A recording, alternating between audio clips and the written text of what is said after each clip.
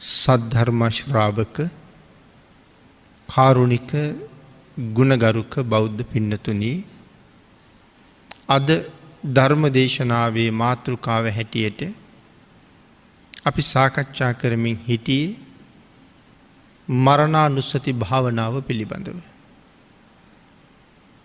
පින්නතුනි, අපි සාකච්ඡා කරමින් හිටියේ මේ මරණ සතිය වඩන්ඩ ආකාර 8ක් අපේ බුදුරජාණන් වහන්සේ දේශනා කරන්නට යෙදුණා.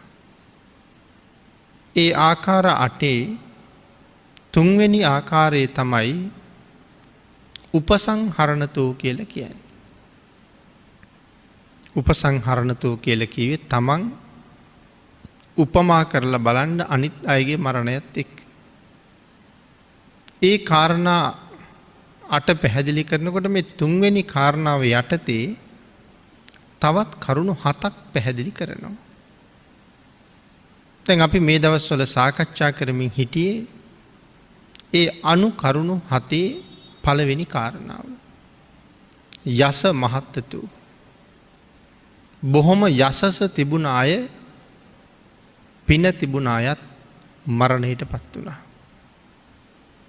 ඒ කොහොම යසස කීර්තිය ප්‍රශංසාව තිබුණ අයද, කොහොම පින් තිබුණ අයද, ඒ අයත් මරණයට පත් වුණා නම් මමත් මරණයට පත් වෙනවා. එහෙනම් අපි මෙතනදී සාකච්ඡා කළා මේ මහා කල්පයේ පහළ වෙච්ච පළවෙනිම මහා පුණ්‍යවන්තයා මහා සම්මත රජුරු පිළිබඳව.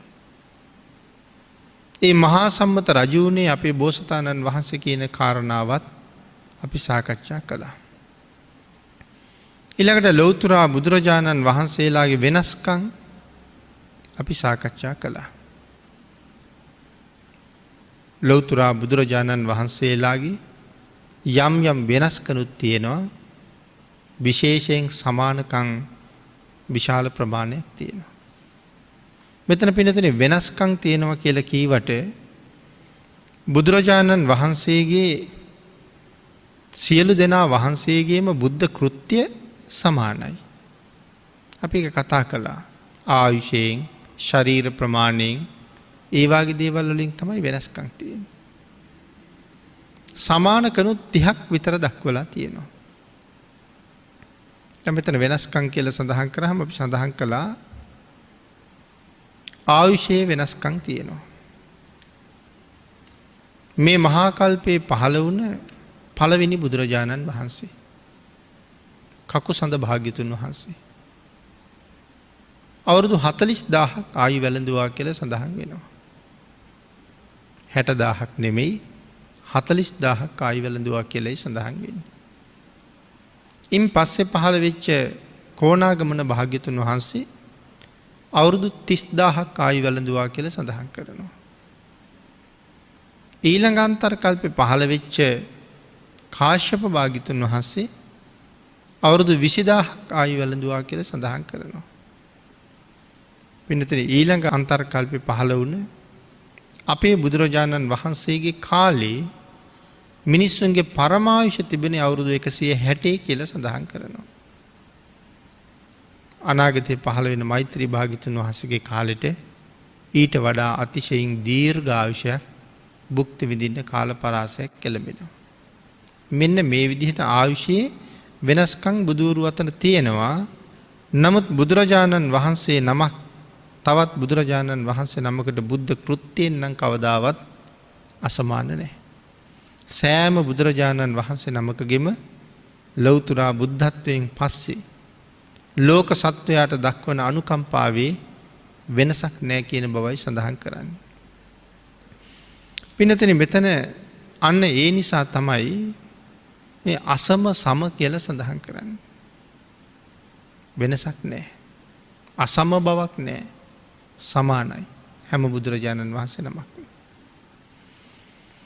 ඊළඟට පින්නතුනේ අපි මේ කරුණ සාකච්ඡා කරනකොට මේ මහා කල්පයේ මහා සම්මත රජු බවට පත් වුණෙත් අපේ ගෞතම භාග්‍යතුන් වහන්සේ කියන කාරණාව අපි සාකච්ඡා කළා.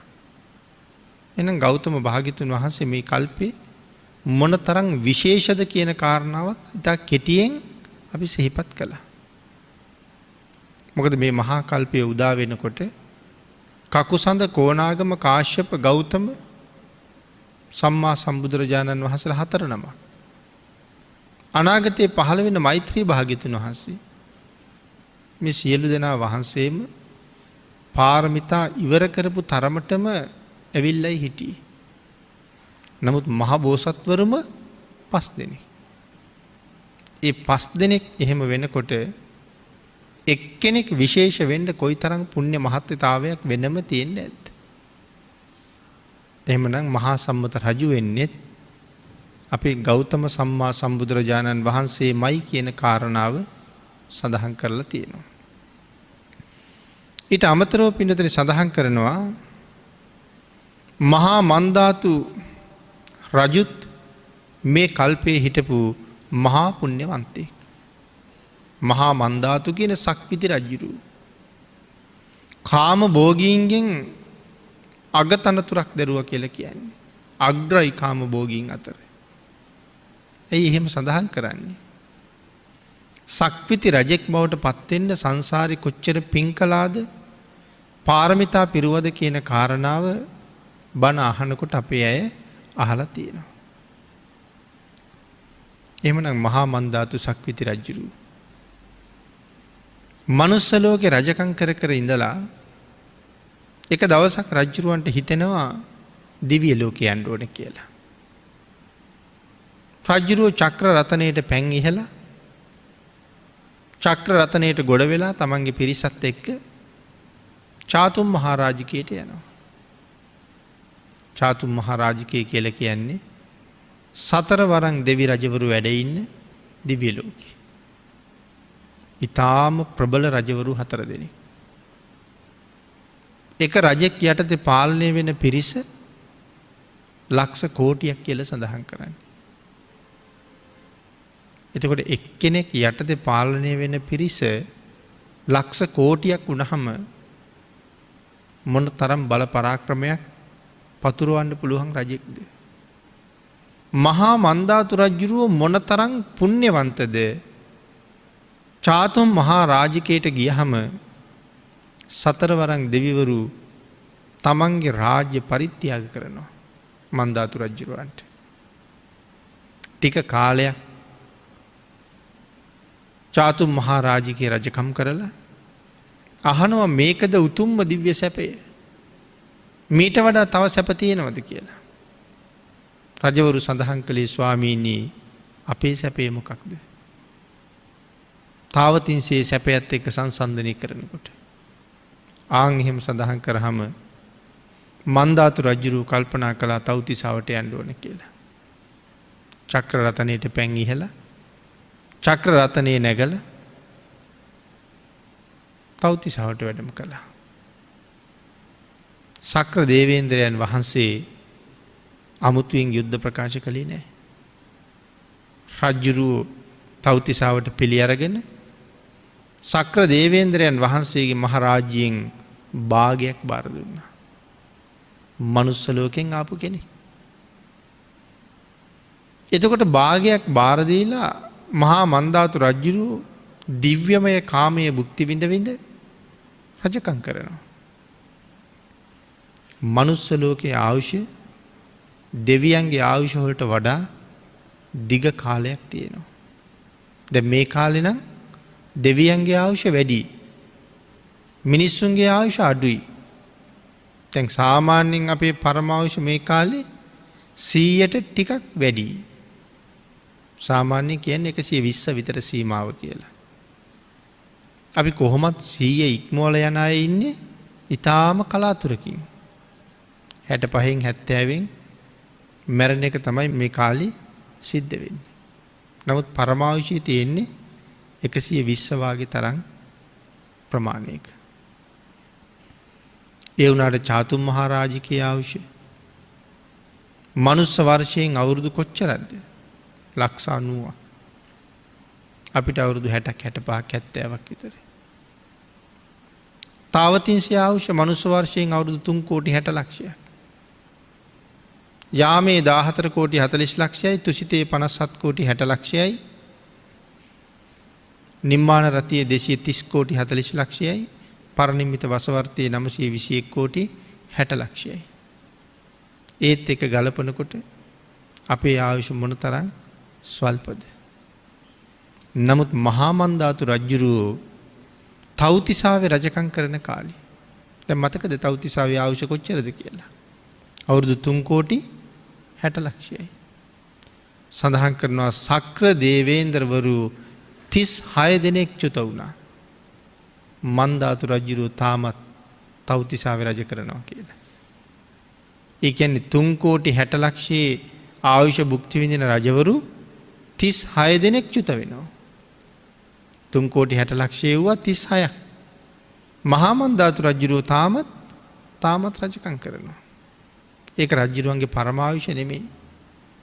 ළමා කාලේ ගෙව්වා. යුව රජ කාලේ ගෙව්වා. දැන් මේ මහරජ කාලේ. එහෙනම් ඒ කාලේ මනුස්ස ලෝකයේ ආයුෂ බොහෝම දිගයි.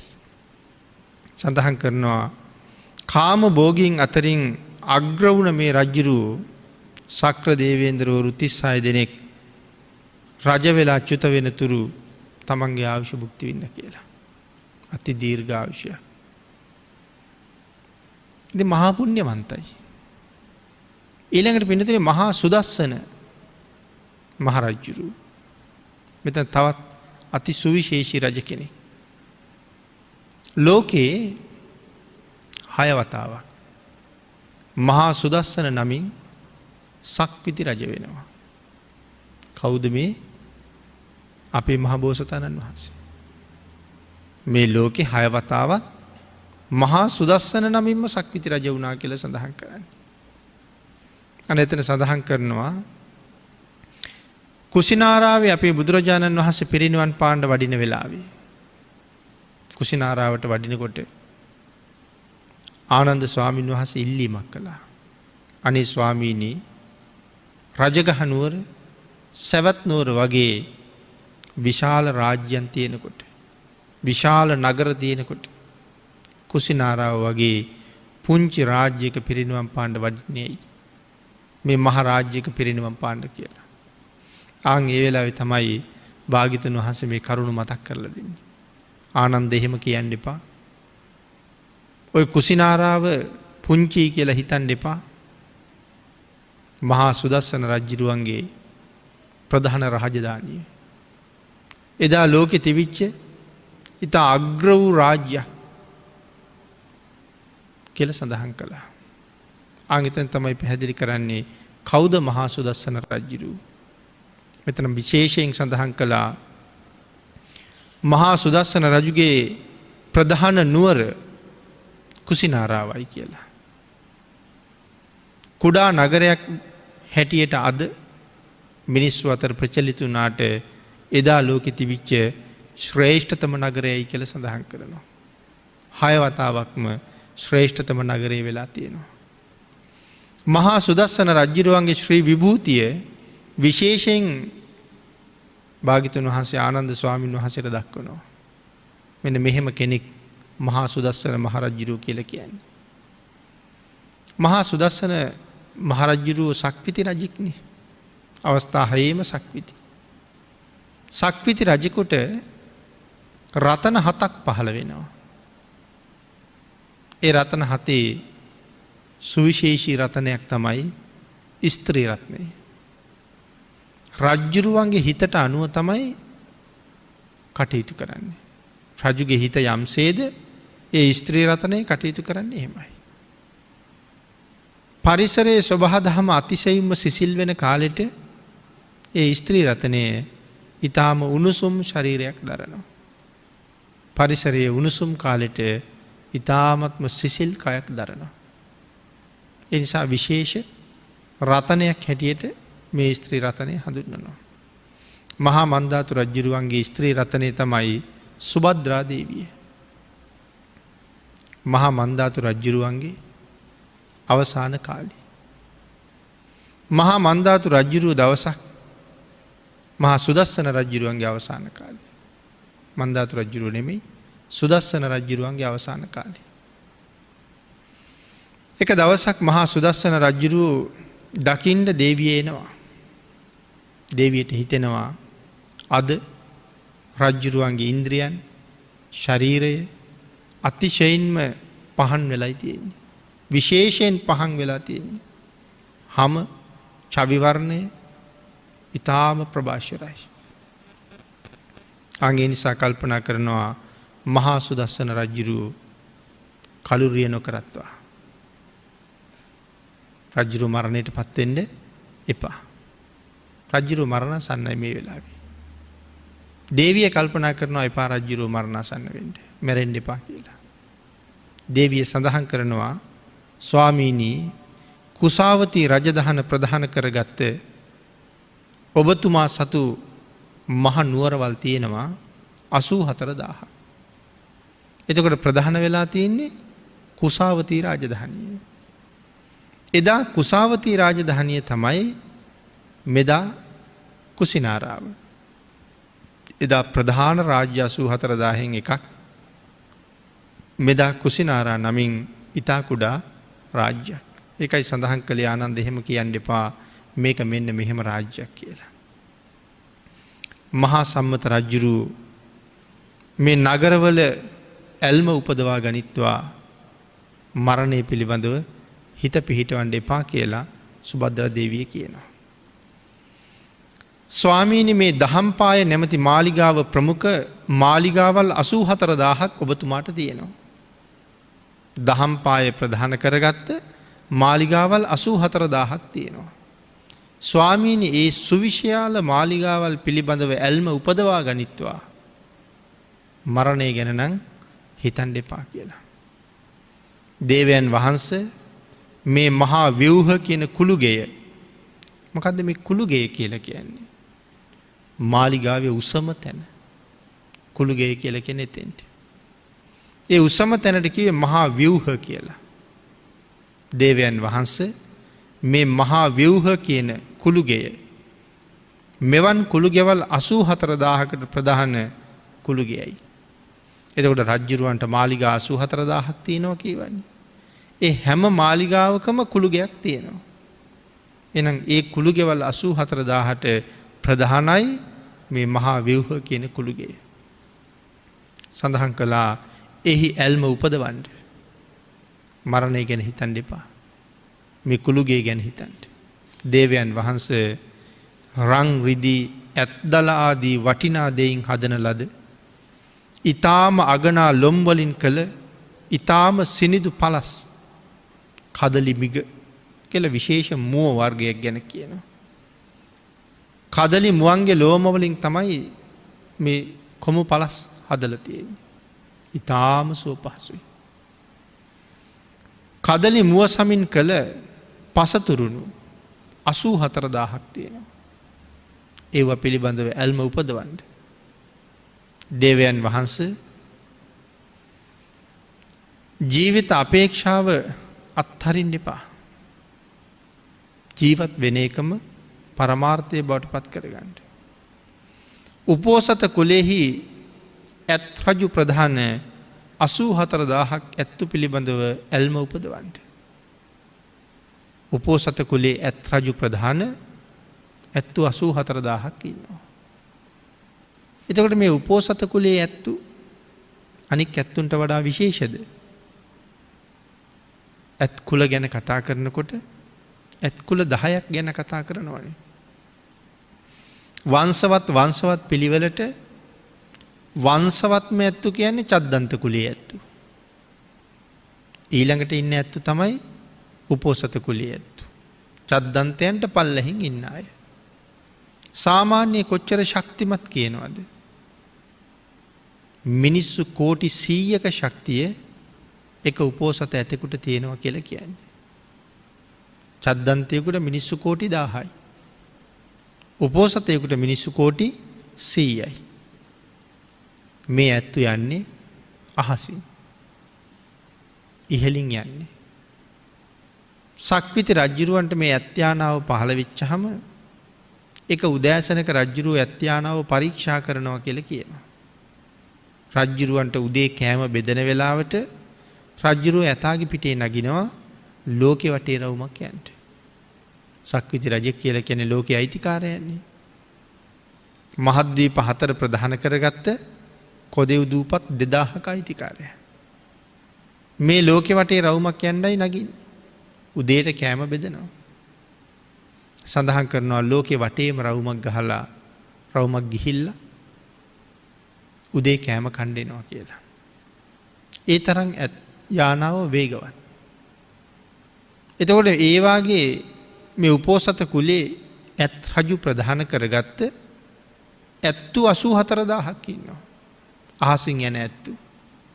ඒගොල්ලෝ පිළිබඳව ඇල්ම උපදවන්න කියලා කියනවා. කවුද මේ කියන්නේ? රජ්ජුරුවන්ගේ අග්‍රමහේෂිකාව සුභද්‍රා දේවිය. දේවයන් වහන්සේ රන් ආභරණ පලන්දපු රන් දැලින් සමන්විත වලාහක කුලේ අශ්ව රජු ප්‍රමුඛ ඔබගේ 84000ක් අශ්වයන් පිළිබඳව ඇල්ම අත් නොහරින්න. ඇතෙක් විතරක් නෙමෙයි අශ්වයෙකුත් ඉන්නවා. ඒ අශ්වයත් වලාහක කුලේ. අපේ මහ බෝසතාණන් වහන්සේට හිටියේ වලාහක කුලේ අශ්වයෙක්. කන්තක කියලා කියන්නේ. සක්විති රජුරවන්ට පහළ වෙන අශ්වයත් වලාහක කුලේ. වලාකුළු අතරින් දිව යන්න නෙමෙයි පියාඹන්න පුළුවන් අය. ආන් එහෙම අශ්වය 84000ක් ඉන්නවා. ඒ අශ්වය ගැන හිතාලවන්න. සිංහ සමින් වසන ලද ව්‍යාග්ග දිවි සුදු පැහැති කම්බල වලින් වසන ලද රන් දැලින් වටකල ඉතා විශේෂිත වූ රත 84000ක් තියෙනවා. ආන්ගේ රත පිළිබඳව විශේෂයෙන් ඇල්ම උපදවන්න. රන් ආභරණ රන් දද සහිතයි. ඒ රතවල රත්තරන් කොඩි ගහලා තියෙන්නේ. රන් ආභරණ පලන්දලා තියෙන්නේ. ප්‍රධාන රථයට කියන්නේ විජයොත් රිය කියලා. මේ විජයොත් රථය ප්‍රධාන කරගත්ත රථ 84000ක් තියෙනවා. ඒ වගේ ඇල්ම උපදවන්න. මරණය ගැන හිතන්න එපා. මාණික්‍ය රත්නයේ ප්‍රමුඛ 84000ක් මාණික්යන් පිළිබඳව ඇල්ම උපදවන්න. අපි හිතන්න ඕනේ මේ සක්විති රජුරු මේ මොනවද දාලා යන්න හදන්නේ කියලා. මේ මාණික්‍ය රත්නයේ කොහොමද? මේ ලෝකේ තියෙන උතුම්ම රත්න වලට මොනවද කියන්නේ? ලෝකේ තියෙන වටිනාම රත්න 3ක්. කිසි කෙනෙකුට මිල කරන්න බැරි රත්න. ඒ වගේම පින්නතුනි සාමාන්‍යයෙන් කෙනෙකුට තේරුම් ගන්න බැරි රත්න. ඒ තමයි තුනුරුවන්. රුවන් කියන්නේ මණික්නේ. මෙතන රතන කියලා කතා කරන්නේත් මණික්. සක්විති රජුරවන්ට පහළ වෙනවා විශේෂ මාණික්‍ය රතනයක්. ඒ මණික උදකප්පසාද මාණික්‍ය කියලා හඳුන්වනවා. කරත්ත 1000ක් විතර ගිහිල්ලා ඇලක් දිග. ඇල ඒ තරමටම බොර වෙලා කරත්ත 1000ක් විතර ගිහිල්ලා. නමුත් මේ මණික් ගල ඒ බොර වෙච්ච ජලයට ලං කරපු ගමම්ම වීදුරු කැටයක් වගේ ජලය පිරිසිදු වෙනවා. ආන් ඒ හින්දා උදකප්පසාද මාණික්‍ය කියලා කියනවා. ලීයක ගැට ගහලා ඉහළට එසෙව්වොත් එහෙම මධ්‍යම රාත්‍රියේ සඳහන් කරනවා යොදුන් 25. ඒ කියන්නේ 70ක්ම 400ක් විතර ඉර පෑවුවා වගේ එළියයි කියලා. මිනිස්සු රැවටිලා කර්මාන්ත ආරම්භ කරනවා කියලා කියන්නේ ඉර පායලා කියලා. ඒ තරම්ම මාණික්‍ය රතනේ එළියයි. එහෙම මණික් අපි කවදාවත් දකින්න එකක් නැහැ. දැන් රජුරවන්ට එහෙම මණික් කීයක් තියෙනවද? 84000ක් තියෙනවා. මහා සුදස්සන රජුරෝ ලෑස්තිය මේ සියල්ලම අතහැරලා දාලා මේ ලෝකෙන් සමුගන්න. දේවිය කියනවා එපා. ඒ මණික් පිළිබඳව ඇල්ම උපදවන්න මෙහෙන් යන්න හිතන්න එපා කියලා. ඊළඟට කියනවා දේවයන් වහන්සේ ස්ත්‍රී රතනේ ප්‍රමුඛ කරගත්ත 84000ක් ස්ත්‍රීන් ඔබට ඉන්නවා. ඒ ස්ත්‍රීන් කෙරෙහි ඇල්ම උපදවන්න. ගෘහපති රතනේ ප්‍රමුඛ කරගත්ත 84000ක් ගෘහපතියෝ ඉන්නවා. එහෙම නැත්නම් මෙතන ගෘහපති රතනේ කියලා කීවේ සිටුවරු 84000ක් ඉන්නවා. ඒගොල්ලෝ පිළිබඳව ඇල්ම උපදවන්න. ඊළඟට සඳහන් කරනවා දේවයන් වහන්සේ පරිනායක රතනය ප්‍රමුඛ කරගත් 84000ක් ශාස්ත්‍රීය රජවරු පුතුන් හැටියට ඉන්නවා. එතකොට පුත්තු කී දෙනෙක් ඉන්නවද? 84000ක් ශාස්ත්‍රීය රජවරු පුතුන් හැටියට ඉන්නවා. පරිනායක රතනය කියලා කියන්නේ රජුරුවන්ගේ ලොකු පුතා. ඒ අය තමයි රාජ්‍ය පාලනය කරන්නේ. මහරජුරුවන්ට කියනවා ඔබ වහන්සේ විවේක ගන්න. කටයුතු අපි බලා ගන්න. ආන් ඒ වගේ කීකරු රජවරු 84000ක් ඉද්දී ඒ අය පිළිබඳව ඇල්ම උපදවන්න. ඊටාම කීකරු, ඊටාම ලෙන්ගතු දරුමල්ලෝ දාලා මැරෙන්න සිද්ධ වෙනකොට අපිට කොයි තරම් දුකක් හිතෙයිද? ඊට වඩා කොච්චර කීකරුද මේ රජවරු? ඔවුන් පිළිබඳව ඇල්ම උපදවන්න කියලා කියනවා. හැම කල්හි කිරි දෙවිය හැකි රං 60 වලින් සරසන ලද 84000ක් දෙන්නු ඉන්නවා. ඒ දින්නුන්ගෙන් කිරිදවන්න කාලයක් නැහැ. ඕනෑම වෙලාවක කිරිදවන්න පුළුවන්. රත්තරන් 60 අන්දවල ඉන්නේ. ආන් ඒ දෙන්නු ඉන්නවා 84000ක්. ඒගොල්ලෝ පිළිබඳව ඇල්ම උපදවන්න මැරෙන්න එපා කියලා කියනවා. සියුම් කොමුපිලි, සියුම් පටපිලි, සියුම් මේ පටපිලි ආදී වස්ත්‍ර සඳහන් කරනවා සුවාසූ කෝටියක් නැත්නම් 84 කෝටියක් මේ වස්ත්‍ර තියෙනවා. ඔබතුමා සතුව මේ පටපිලි කොමුපිලි මේ වස්ත්‍ර පිළිබඳව ඇල්ම උපදවන්න. ඒ වස්ත්‍ර කොච්චර සුවයිද කියන කාරණාව සඳහන් කරන්න තේරෙන්නේ නැහැ. මොකද එහෙම වස්ත්‍ර අපිට නැති හින්දා. ඒ තරම්ම සුවදායකයි. ඊළඟට සඳහන් කරනවා ඒ මාලිගාවල උදේ හවස බත් හැලි 84000ක් වෙනවා. සක්විති රජෙක් වෙනුවෙන් උදේට බත් හැලි 84000යි, දවල්ට බත් හැලි 84000යි, හවසට බත් හැලි 84000යි. ඒ කියන්නේ රජුරුව මෙච්චර කෑම කනවා කියන එකද? රජුරුවන්ට මාලිගා 84000ක් තියෙනවනේ. ඒ මාලිගාවල් වල වැඩට ඉන්න අයට හිතාගන්න බෑ රජ්ජුරුව උදේට මොන මාලිගාවෙන් කෑම කයිද කියලා. දැන් අපි නම් කල්පනා කරනවානේ අහවල් දිහන් පිටත් වෙච්චාම ඒ කට්ටියට උදේ කෑමට එන්න බෑ, දවල් කෑමට තමයි එන්න පුළුවන්. අපි දවල්ට කෑම හදමු. රජ්ජුරුව ගැන එහෙම හිතන්න බෑ. මොකද රජ්ජුරුවන්ට ඒ තරම් වේගෙන් යන යානා තියෙනවා. ඇත් යානාවයි අශ්ව යානාවයි. ඇහි පිල්ලම් ගහන මාත්‍රයට ඊළඟ නගරේ ඊළඟ මාලිගාවට එන්න පුළුවන්. උදේ කෑමට කෝකට එයිද දන්නේ නැති හින්දා මාලිගා 84ෙම උදේට කෑම හදනවා. මාලිගා 84ෙම දවල්ට කෑම හදනවා. මාලිගා 84ෙම රැට කෑම හදනවා. එහෙනම් සඳහන් කරනවා එවන් මාලිගාවල් පිළිබඳව ඇල්ම උපදවන්න. ඒ මාලිගාවල් සියල්ල අතහැරලා මෙහෙ දාලා යන්න හිතන්න එපා කියලා. ඊළඟට පින්නතුනි සුභද්‍රා දේවිය මහ රජුරවන්ට මේ විදිහට දිගින් දිගට ඉල්ලීම් කරනවා. රජුරු අන්තිමට සුභද්‍රා දේවියට කතා කරනවා. දේවියගේ කතාව අහගෙන ඉඳලා අන්තිමට කතා කරනවා. කතා කරලා කියනවා දේවීනි දිගු කලක් මට ඔබ ඉෂ්ටයි, ප්‍රියයි, මනාපයි. මං කැමති වචනම අති දීර්ඝ කාලයක් ඔබ කතා කළා. මං අකමැති එකදු වචනයක්වත් කතා කරලා නැහැ. මොකද රජුරුවන්ගේ හිතට අනුවනේ ක්‍රියාත්මක වෙන්නේ. ඒ නිසා අති දීර්ඝ කාලයක් ඔබ මට ඉෂ්ටයි, කාන්තයි, ප්‍රියයි, මනාපයි. නමුත් රජුරුව සඳහන් කරනවා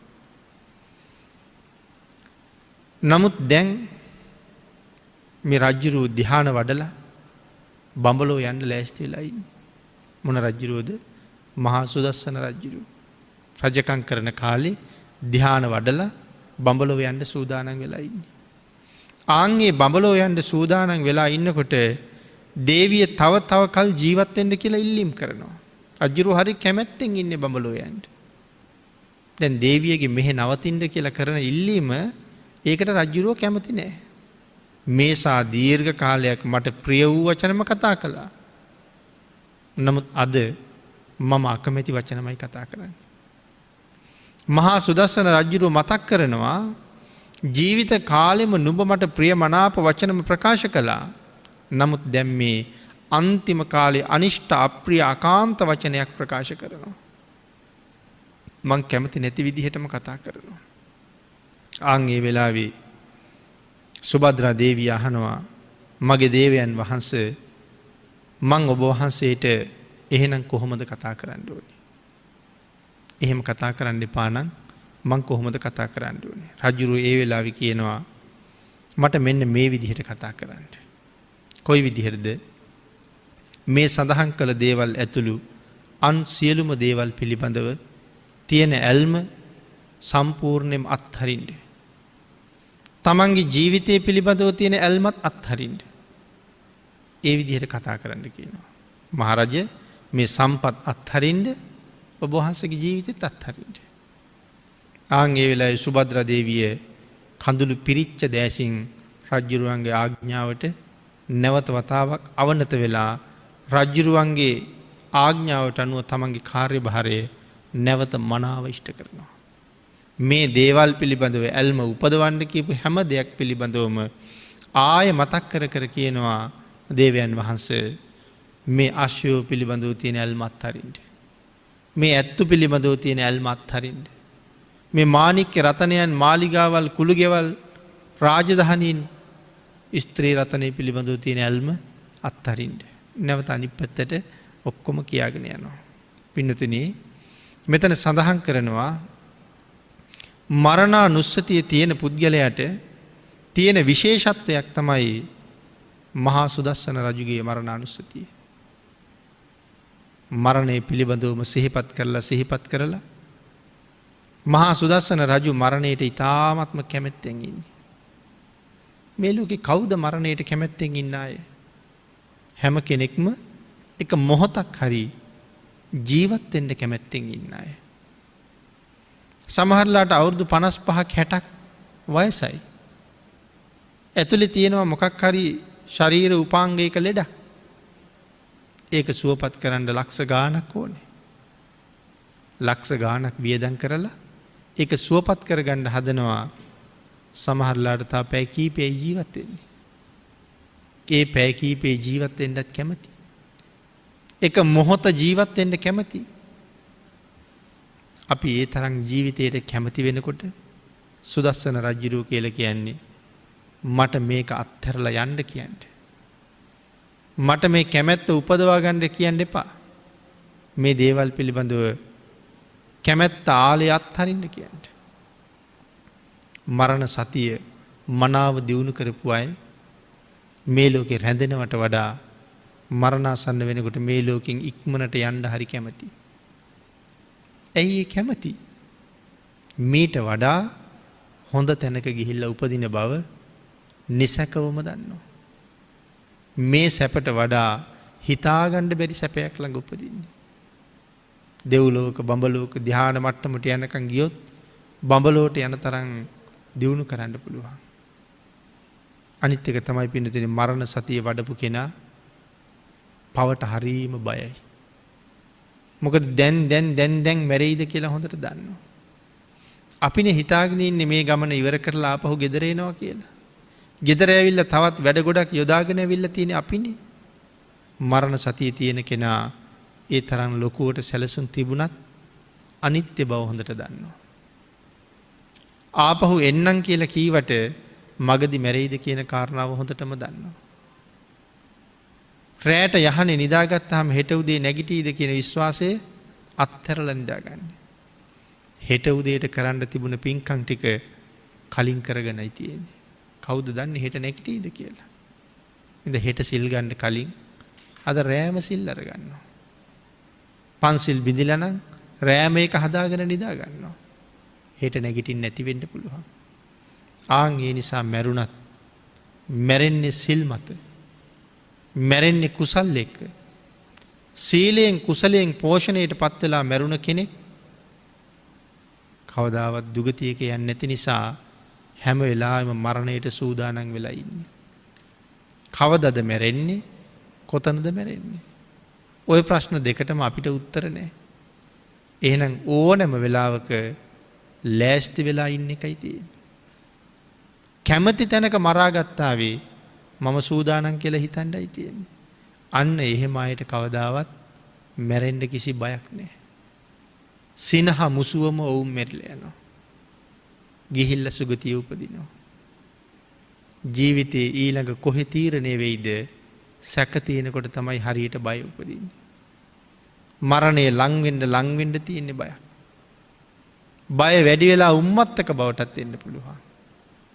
නමුත් පිනෙන් පෝෂණය වෙලා එහෙම බවක් නන්නේ. ධර්ම දේශනාවට තියෙන කාලේ නිමා වෙලා තියෙනවා. මේ මරණ සතිය වඩන්න එක වටිනාකම වැඩියෙන්ම තියෙන්නේ පවෙන් ඈත් කරලා පිනට ළඟා කරන එක. ඒක හරියට දියුණු කරපු අය හැමෝම හිනා වෙවි මැරෙන අය. ඒක වඩන්නේ කොහොමද? දැන් මේ රජවරු පිළිබඳව මේ කරුණු දක්ව යන්නේ මේ තරම් සැප තිබිච්ච රජවරුත් මැරුණා නම් මම කවුද? අපි මේ උපසංහරණතෝ කියන කාරණාවෙන් සාකච්ඡා කරන්නේ. එහෙනම් ඒ වාගේ කරුණු 7ක් ඔස්සේ තමන්ව උපමා කර බලනවා. එහෙනම් යස මහත්තතාවයේ උපසංහරණතෝ කියන කාරණාව යටතේ යස මහත්තතාවයේ මේ තරම් යසස තිබිච්ච අය මහා සම්මත රජ්ජුරු, මහා මන්දාතු රජ්ජුරු, මහා සුදස්සන රජ්ජුරු වාගේ අයත් මරණයට පත් වෙලා නම් මම මැරෙනවා කියන එකේ අහන්න දෙයක්ද? පින්නතුනේ ඊළඟ කරුණු ටික ඊළඟ ධර්ම දේශනාවෙන් අපි සාකච්ඡා කරමු.